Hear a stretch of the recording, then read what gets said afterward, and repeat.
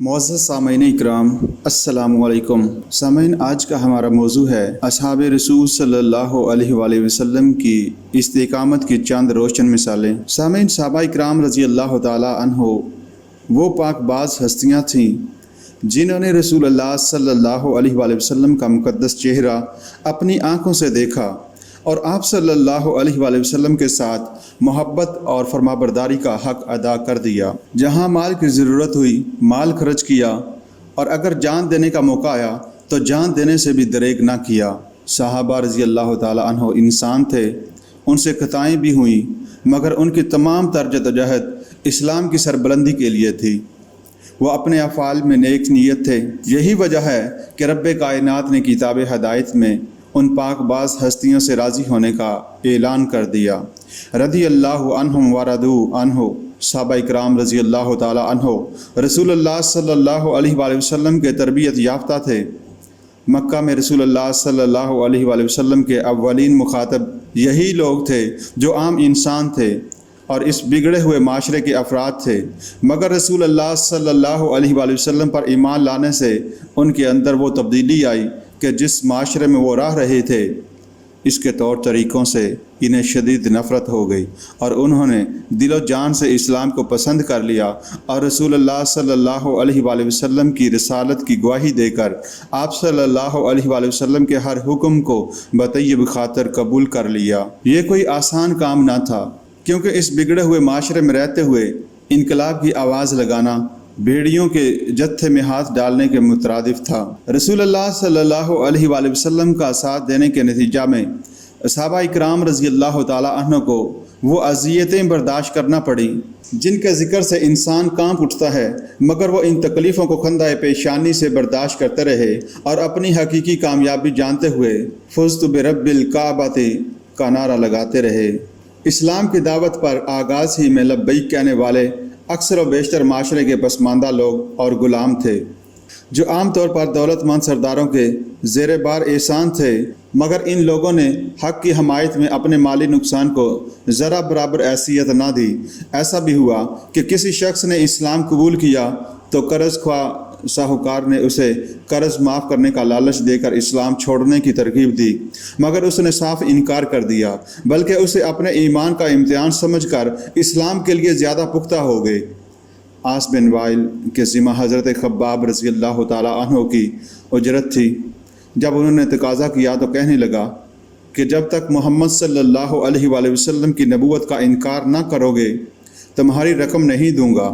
اس پر حضرت خباب رضی اللہ تعالی عنہ نے کہا کہ ایسا تو ہرگز نہ ہو سکے گا، اگر تم مر کر دوبارہ زندہ ہو جاؤ تو بھی میں محمد صلی اللہ علیہ وآلہ وسلم کا انکار نہیں کروں گا۔ ایسا بھی ہوتا کہ کوئی شخص ایمان لاتے ہی اپنے مورث کی جائیداد سے محروم ہو جاتا، جیسا کہ ہجرت کر کے جانے والے تقریباً سب اصحاب رسول صلی اللہ علیہ وآلہ وسلم کو یہ نقصان اٹھانا پڑا، مگر کسی کے پاؤں میں ذرا برابر لغزش نہ آئی۔ کسی طرح کا لالچ اصحاب رسول صلی اللہ علیہ وآلہ وسلم کو حق سے برگشتہ نہ کر سکا۔ عیسائی شاہ حبشہ نے جب اپنے دربار میں جعفر طیار رضی اللہ تعالی عنہ سے حضرت عیسیٰ علیہ السلام کے متعلق دریافت کیا تو حضرت جعفر رضی اللہ تعالی عنہ نے شاہی دربار کے رعب کو کچھ بھی اہمیت نہ دی اور نہ اس بات کو خاطر میں لائے کہ نصرانی بادشاہ ناراض ہو جائے گا، بلکہ بھرے مجمع میں حق کا اعلان اس طرح کیا جس طرح قرآن مجید میں تھا، یعنی عیسیٰ خدا کے بندے اور اس کے رسول ہیں۔ یہ سن کر نجاشی نے زمین سے ایک تنکا اٹھایا اور کہا عیسیٰ بن مریم اس کے سوا ایک تنکے سے بھی زیادہ نہیں۔ اسلام کی خاطر سختیاں برداشت کرنے میں حضرت بلال رضی اللہ تعالی عنہ کی استقامت کی مثال نہیں ملتی۔ وہ غلام تھے، ان کا آقا امیہ بن خلف انہیں لوہے کی زرہ پہنا کر دھوپ میں ڈال دیتا۔ لڑکے انہیں مکہ کی سنگلاخ پہاڑیوں پر گھسیٹتے پھرتے، مگر ان کی قوت ایمانی میں ذرا برابر کمزوری نہ آئی، بلکہ وہ مسلسل احد احد پکارتے رہے۔ حضرت عمار اور یاسر رضی اللہ تعالی عنہ بھی حد درجہ ستائے گئے۔ ایک دفعہ حضرت یاسر، حضرت عمار اور عمار حضرت سمیہ رضی اللہ تعالی عنہم کو اذیت پہنچائی جا رہی تھی۔ رسول اللہ صلی اللہ علیہ وآلہ وسلم ان کے پاس سے گزرے۔ آپ صلی اللہ علیہ وآلہ وسلم نے فرمایا آل یاسر صبر کرو، اے آل یاسر صبر کرو کیونکہ تم سے وعدہ کیا گیا ہے کہ تمہیں جنت ملے گی۔ ابو جہل نے برچھی مار کر حضرت سمیہ رضی اللہ تعالی عنہا کو شہید کر دیا۔ اسلام میں سب سے پہلے شرف شہادت اس خاتون کو نصیب ہوا۔ حضرت خباب بن ارت رضی اللہ تعالی عنہ نے اپنے اسلام کا اعلان کیا تو ان پر حد درجہ سختی کی گئی تاکہ وہ اسلام چھوڑ دیں۔ حضرت خباب رضی اللہ تعالی عنہ ام انمار کے غلام تھے۔ مشرکوں نے حضرت خباب رضی اللہ تعالی عنہ کے لیے کوئلے دہکائے اور انہیں ننگی پیٹھ ان کے اوپر لٹا دیا۔ حضرت خباب رضی اللہ تعالیٰ عنہ کی چربی نے اس آگ کو بجھایا، مگر یہ سختی حضرت خباب رضی اللہ تعالیٰ عنہ کے پائے استقامت میں لغزش نہ پیدا کر سکی۔ حضرت مصعب بن عمیر رضی اللہ تعالیٰ عنہ مکہ کے خوبصورت ترین نوجوان تھے، انتہائی خوش لباس تھے، خوشحال ماں باپ کے بیٹے تھے۔ اس نوجوان پر اللہ مہربان ہوا، اس نے اسلام قبول کیا، مگر اپنے والدین اور قوم کے خوف سے اپنے اسلام کو چھپائے رکھا اور رسول اللہ صلی اللہ علیہ وآلہ وسلم کے ساتھ خفیہ ملاقاتیں کرتا رہا۔ ایک دن کسی نے ان کو نماز پڑھتے دیکھ لیا تو جا کر ان کی والدہ اور قوم کے افراد کو بتا دیا۔ اس پر انہیں پابند سلاسل کر دیا گیا۔ یہ وہاں سے نکل کر حبشہ کی طرف ہجرت کر گئے۔ جب دوسرے مسلمانوں کے ساتھ واپس مکہ آئے تو ان کی خستہ حالت قابل رحم تھی۔ ناز و نام میں پروردہ یہ نوجوان اپنا حسن و جمال اور خوشپوشی اسلام پر قربان کر چکا تھا۔ یہ وہی مصعب بن عمیر رضی اللہ تعالیٰ عنہ ہیں جنہیں رسول اللہ صلی اللہ علیہ وآلہ وسلم نے ہجرت سے پہلے مبلغ بنا کر مدینہ میں بھیجا تھا، جہاں ان کی تبلیغ سے بہت سے لوگ اسلام لے آئے۔ حضرت عثمان بن مظعون رضی اللہ تعالیٰ عنہ ولید بن مغیرہ کی پناہ میں تھے، اسلام قبول کر چکے تھے مگر آسودہ زندگی گزار رہے تھے۔ خیال آیا کہ رسول اللہ صلی اللہ علیہ وآلہ وسلم تو تکلیفیں اٹھائیں اور میں آرام میں رہوں، ایسا نہیں ہو سکتا۔ ولید بن مغیرہ کی پناہ سے نکل گئے۔ اب ان پر بھی سختیاں شروع ہوئیں۔ حق گوئی کی پاداش میں ایک کافر نے غصے میں آ کر ان کے منہ پر ایسا تھپڑ مارا کہ ان کی ایک آنکھ سیاہ ہو گئی۔ اس پر ولید بن مغیرہ نے کہا، میرے بھتیجے، اگر تم میری پناہ میں رہتے تو تمہیں ہرگز تکلیف نہ پہنچتی۔ اس پر حضرت عثمان رضی اللہ تعالیٰ عنہ نے کہا، تمہاری بات ٹھیک ہے، لیکن اللہ کی قسم میرا دل چاہ رہا ہے کہ اللہ کے دین کی خاطر میری تندرست آنکھ کو بھی وہی تکلیف پہنچے جو دوسری کو پہنچی ہے۔ میں اس ذات کی پناہ میں ہوں جو بہت عزت والے اور بڑی قدر والے ہیں۔ ولید نے حضرت عثمان رضی اللہ تعالیٰ عنہ سے کہا، دربار میں میری پناہ میں آ جاؤ، مگر انہوں نے انکار کر دیا۔ حضرت ابو فقیہ رضی اللہ تعالیٰ عنہ کو اسلام لانے پر مشرکین دھوپ میں لٹا دیتے، پھر پشت پر پتھر رکھ دیتے، یہاں تک کہ ان کے حواس جاتے رہتے۔ ایک دن امیہ نے ان کے پاؤں میں رسی باندھی اور لوگ انہیں گھسیٹنے لگے، پھر انہیں تپتی ہوئی زمین پر لٹا دیا۔ اسی دوران راہ میں ایک گبریلا جا رہا تھا۔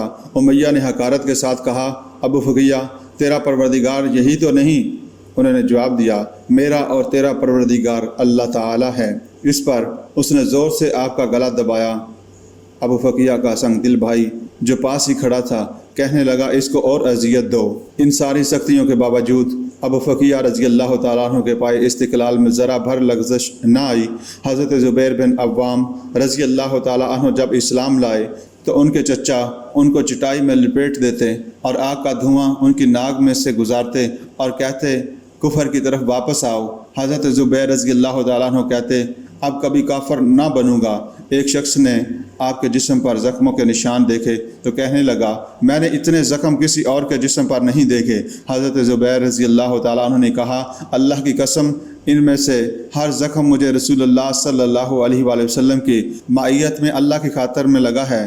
حضرت عثمان بن عفان رضی اللہ تعالیٰ عنہ مسلمان ہوئے تو ان کے چچا حکم بن ابو العاص بن امیہ نے انہیں رسی میں باندھ دیا اور کہا، تم نے اپنے باپ دادا کا دین چھوڑ کر نیا دین اختیار کر لیا ہے، جب تک تم اس دین کو نہ چھوڑو گے میں تمہیں نہیں کھولوں گا۔ اس پر حضرت عثمان رضی اللہ تعالیٰ عنہ نے اللہ کی قسم کھا کر کہا، میں اس دین کو ہرگز نہ چھوڑوں گا۔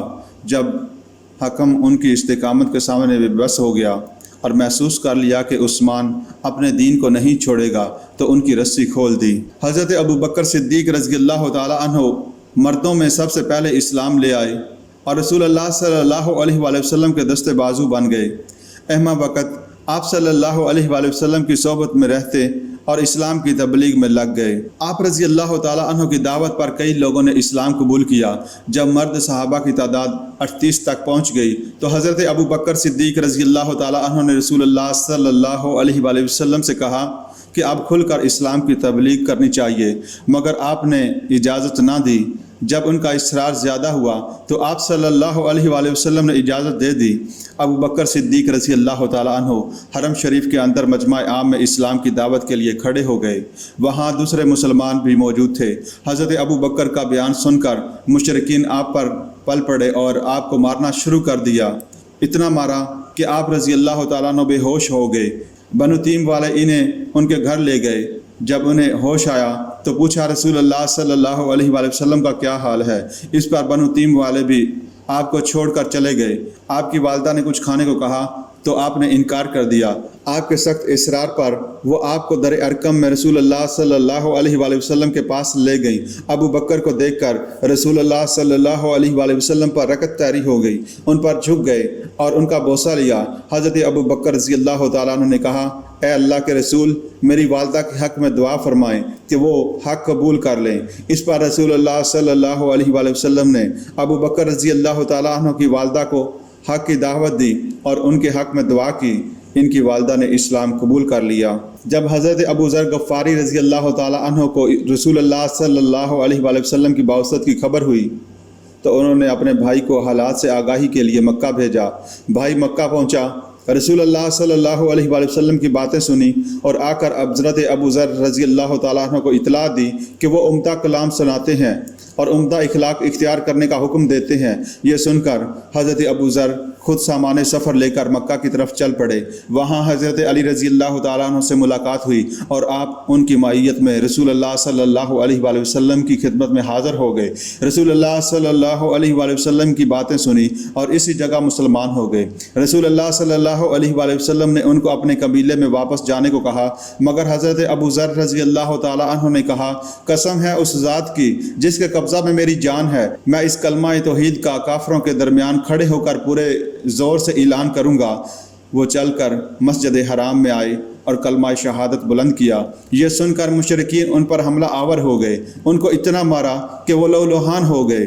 حضرت عباس رضی اللہ تعالیٰ عنہ نے آ کر انہیں کافروں سے چھڑایا، مگر اگلے دن ابو ذر نے پھر ایسا ہی کیا اور کافروں نے پھر انہیں زد و کوب کیا۔ مشہور واقعہ ہے کہ حضرت عمر بن خطاب رضی اللہ تعالیٰ عنہ کو رسول اللہ صلی اللہ علیہ وآلہ وسلم کی سرگرمیوں کا علم ہوا تو انہوں نے رسول اللہ صلی اللہ علیہ وآلہ وسلم کے قتل کا ارادہ کیا اور تلوار لے کر چل پڑے۔ راستے میں انہیں معلوم ہوا کہ ان کی بہن فاطمہ اور بہنوئی سعید بن زید رضی اللہ تعالیٰ عنہ مسلمان ہو چکے ہیں۔ اس پر عمر بن خطاب غصے سے لال پیلے ہو کر بہن کے گھر کی طرف چل پڑے۔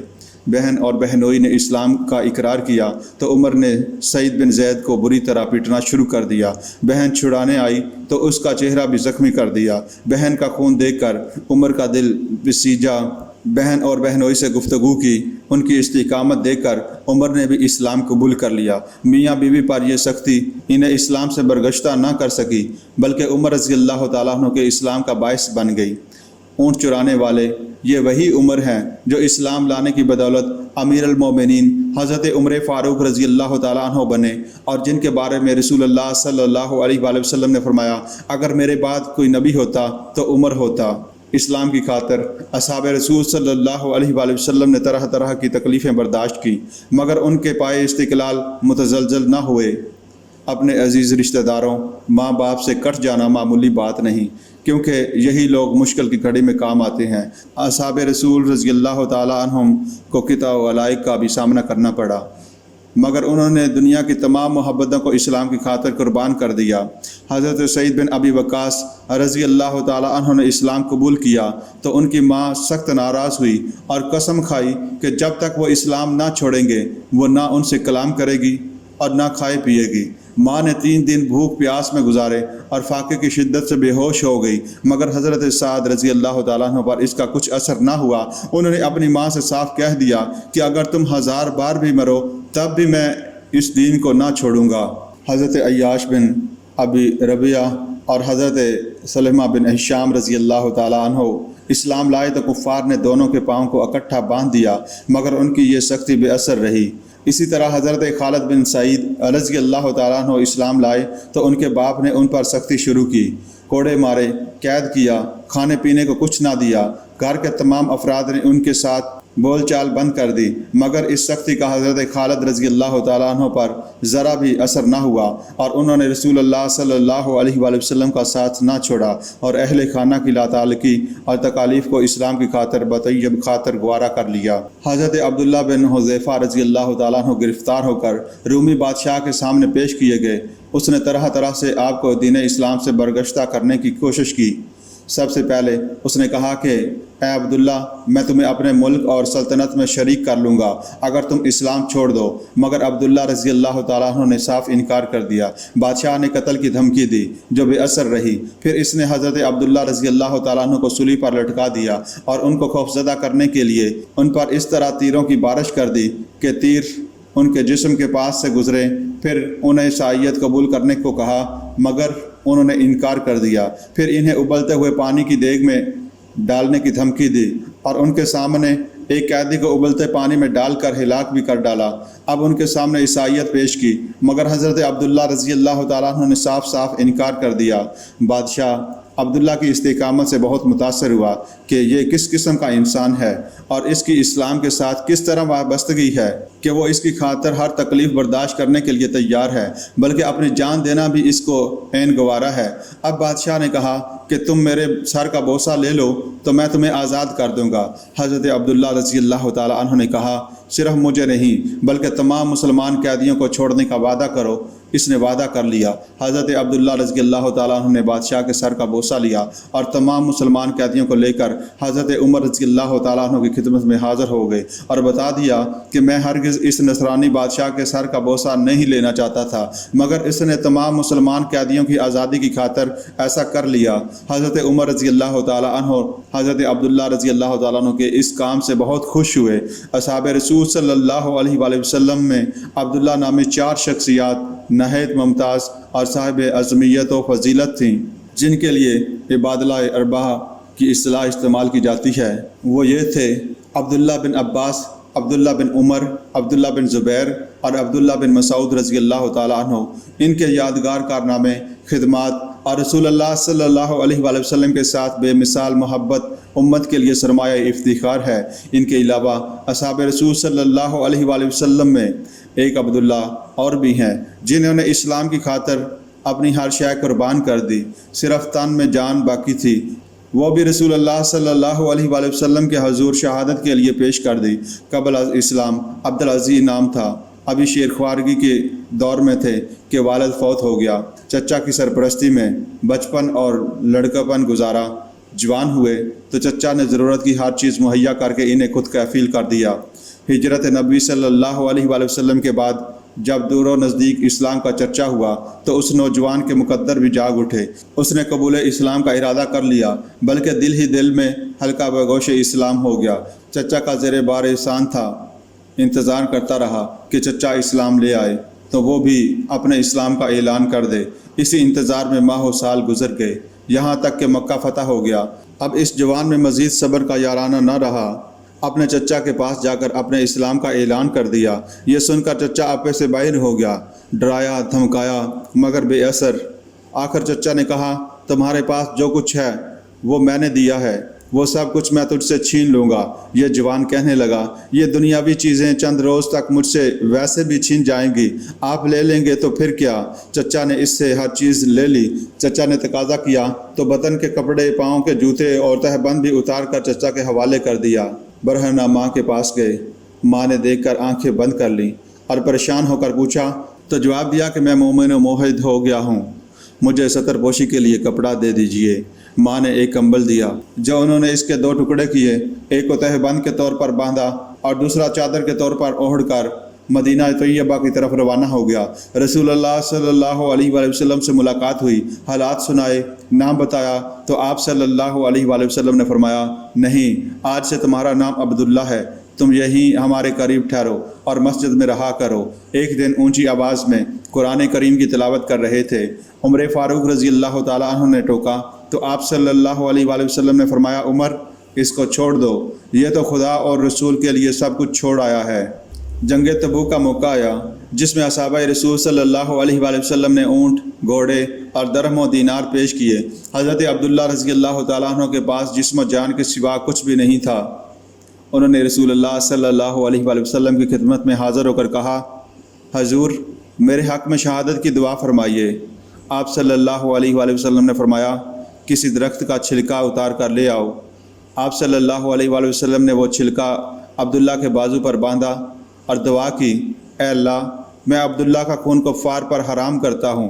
अब्दुल्ला रज़ी अल्लाह तआला अन्हु ने इस दुआ पर हैरत का इजहार किया क्योंकि वो तो शहादत के आरज़ूमंद थे। इस पर हज़ूर सल्लल्लाहु अलैहि वसल्लम ने फरमाया, जब तुम राह खुदा में निकल पड़े, अब अगर बुखार से भी मर जाओ तो तुम शहीद हो। तबूक पहुँचे तो अब्दुल्ला को वाकई बुखार आ गया जिससे वो फौत हो गए। रसूलुल्लाह सल्लल्लाहु अलैहि वसल्लम ने अपने हाथ से उनकी कब्र बनाई। दफन के बाद दुआ की, ऐ अल्लाह मैं आज तक इस मरने वाले से खुश रहा हूँ, तू भी इससे राज़ी हो जा। असहाब रसूल सल्लल्लाहु अलैहि वसल्लम ने ढूंढ ढूंढ कर और तलाश करके इस्लाम हासिल किया। उन्होंने असूल इस्लाम की राह में हद से ज़्यादा तकलीफ़ें उठाईं। वो दौलत इस्लाम के हकीकी कदरदान हुए। आज हम लोगों को मुफ्त में इस्लाम की दौलत मिल गई।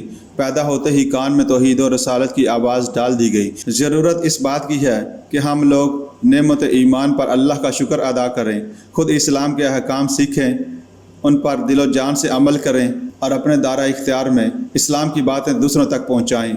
इस्लाम की जामे तालीमात को फ़रोग़ दें और दीन की सरबुलंदी के लिए अपना माल और सलाहियतें सर्फ करें ताकि इंदल्लाह सुरखरू हो सकें। इस्लाम सबसे बड़ी बल्कि हकीकी नेमत है। इसकी कदर करना ज़रूरी है क्योंकि कदर व कीमत वाली चीज़ की कदर ना करना जाहिलाना बात है जिसका अंजाम इंतहाई खौफनाक है।